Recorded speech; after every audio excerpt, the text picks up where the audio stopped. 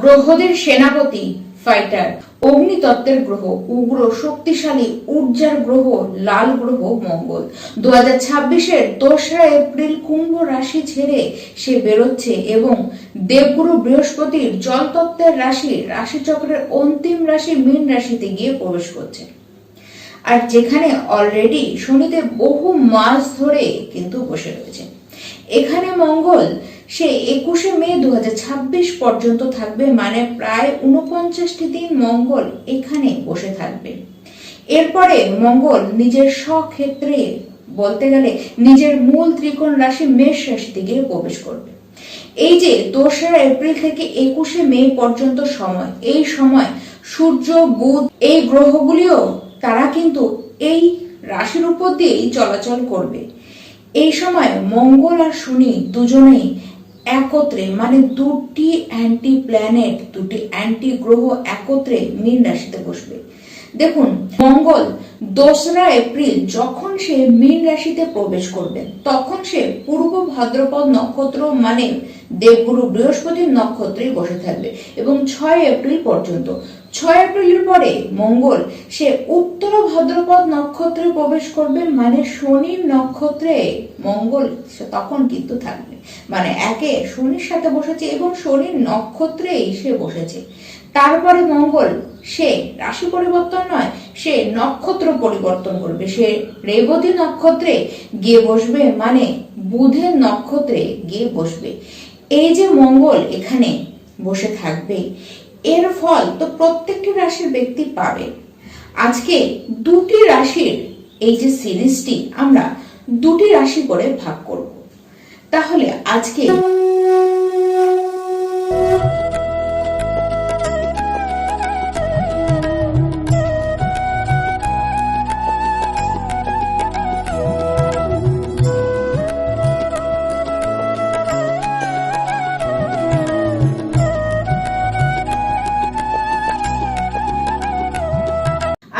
সিংহ রাশি এবং কন্যা রাশি আপনাদের বিষয় নিয়ে আলোচনা। সিংহ রাশি, এই যে মঙ্গল রাশি পরিবর্তন আপনাদের জীবনে এটি খুব যে লাভদায়ক হবে এরকম কিন্তু বলা যাচ্ছে না, বরঞ্চ হঠাৎ করে দুর্ঘটনা, হঠাৎ করে অর্থহানির যোগই আপনাদের কিন্তু দেখা যাচ্ছে।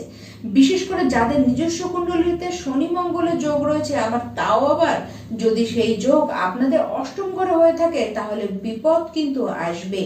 এর থেকে সাবধান থাকতেই হবে। শারীরিক কারণে যে কোনো বিষয়ে কিন্তু আপনাদের সমস্যা হতে দেখা যাচ্ছে।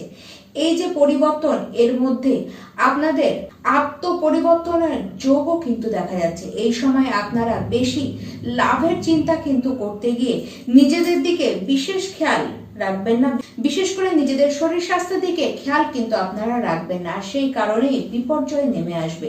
তবে যারা তন্ত্র মন্ত্র জ্যোতিষ বিদ্যার সাথে যুক্ত হয়ে রয়েছেন, তাদের ক্ষেত্রে জ্ঞান কিন্তু বাড়তে দেখা যাচ্ছে। তান্ত্রিক কোন সিদ্ধি আপনাদের এই সময় পেতে দেখা যাচ্ছে। আধ্যাত্মিক বিষয়ে ডিপ নলেজ আপনারা কিন্তু এই সময় নিতে পারবেন। যারা সাধনা লাইনে রয়েছেন, আপনাদের সিদ্ধি লাভ করতেও এই সময় কিন্তু দেখা যাচ্ছে। আপনাদের বড় ভাই বোনদের সাহায্য আপনারা পাবেন। ইনকাম করবার একাধিক পথ আপনাদের খুলবে। চাকরিতে কিছু বিশেষ পরিবর্তন আপনাদের কিন্তু আসতে চলেছে। গোপন কথাকে গোপন রাখবার আপনারা চেষ্টা করুন। যারা গুপ্তচর বিভাগ, অনুসন্ধান বিভাগ, এমনকি আগুন নিয়ে কাজ করেন, তাদেরকে বলবো সাবধানে কাজ করুন। এই সময় হঠাৎ করে ধন লাভ আপনারা যেমন করবেন, বিশেষ করে যারা ব্যবসায়ী রয়েছেন তাদের ক্ষেত্রে বলছি ধন হানির সম্ভাবনাও কিন্তু তার সাথে পুরোপুরি রয়েছে। পৈতৃক জায়গা জমি দ্বারা আপনারা কিছু লাভ অবশ্যই পেতে পারেন। বৈবাহিক জীবনে কিছু সমস্যা আপনাদের নেমে আসবে। আপনার শ্বশুর বাড়ির কারণেই বেশি সমস্যাটি কিন্তু দেখা যাচ্ছে। শ্বশুর বাড়ির কোনো প্রপার্টির কারণেও আপনাদের কিন্তু ঝামেলা হতে দেখা যাচ্ছে। জীবন সঙ্গীর শরীর স্বাস্থ্য খুব একটা ভালো যাবে না, সেক্ষেত্রে একটু খেয়াল রাখুন। যারা তন্ত্র মন্ত্র জ্যোতিষ রিসার্চ আইন বা মেডিকেল লাইনে পড়াশোনা করছেন, তাদের ক্ষেত্রে সময়টা কিন্তু যথেষ্ট লাভজনক। দেখুন, পাইলসের মূত্র সংক্রান্ত রোগ, এমনকি গুহ্য কোনো বিষয়ের রোগ, এমনকি অ্যাপেন্ডিসাইটিস অপারেশনও কিন্তু আপনাদের হতে পারে। আপনাদের পরাক্রম কিন্তু বাড়বে। কেবলমাত্র কথাবার্তার মধ্যে এবং নিজেদের রাগের উপরে নিয়ন্ত্রণ রাখুন। নিজেদের কথাকে কিভাবে উপস্থাপন করবেন সেটি কিন্তু সবচেয়ে বড় ব্যাপার হয়ে দাঁড়াবে। প্রত্যেকটি সিংহ রাশির ব্যক্তি আপনারা এই সময় অবশ্যই মহাকালের আরাধনা করুন। পারলে কোনো শ্মশানে যান, যেটি নিরিবিলি জায়গা, সেখানে কোনো শিব মন্দির থাকলে সেখানে গিয়ে মহাদেবকে দর্শন করে আসুন, অবশ্যই তার বেনিফিট আপনারা পাবেন।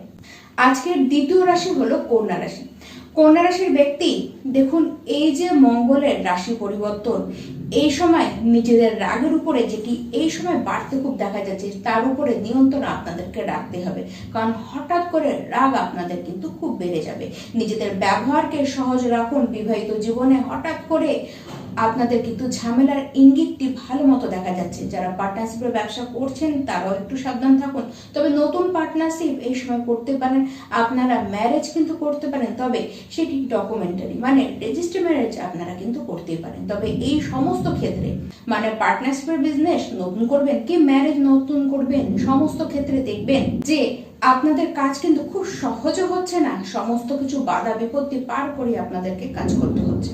চাকরিজীবী আপনাদের যারা কলিগস রয়েছে তাদের সাথে ঝামেলা করতে দেখা যাচ্ছে, তবে এটিকে খেয়াল করে দেখবেন যে যে কথাই হোক আপনি কিন্তু কারো কথা শুনছেন না, বরঞ্চ আপনার কথা সামনের ব্যক্তিটিকে শুনিয়ে ছাড়ছেন, এটি কিন্তু সত্য কথা।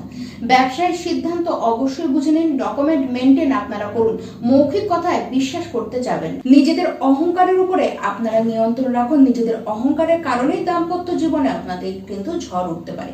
শিক্ষাক্ষেত্রে অবস্থান কিন্তু ভালো, অর্থ উপার্জন আপনাদের ভালো হবে এবং অর্থ সঞ্চয়ও আপনারা কিন্তু বেশ ভালো করবেন। কিন্তু শারীরিক ক্ষেত্রে বিশেষ করে মূত্রথলিতে বা আপনাদের পেটে কোমরে কিন্তু প্রবলেম হতে দেখা যাচ্ছে। দেখুন, ডাইজেশন ভালো মতন হবে না, সেই ক্ষেত্রেও সমস্যা হবে। কথাবার্তা একটুখানি বুঝে বলুন, হটকারি করে কোনো সিদ্ধান্ত নিতে যাবেন না। কাজে কোনো অসুবিধা আপনাদের হবে না। বিশেষ করে যারা চাকরিজীবী রয়েছেন এই সময় আপনাদের কোনো অসুবিধা কিন্তু হতে দেখা যাচ্ছে না। তবে প্রত্যেকটি কন্যা রাশির ব্যক্তি আপনারা এই সময় আপনারা কোনো মাতার মন্দিরে যান, সেখানে গিয়ে মাকে দর্শন করুন এবং মাকে আপনারা লাল কালারের কোনো ফুল বা তাকে কোনো দ্রব্য বা তাকে কোনো বস্ত্র আপনারা কিন্তু অর্পণ করুন। আর অবশ্যই হনুমান চালিসা নিত্যদিন পাঠ করুন। নমস্কার।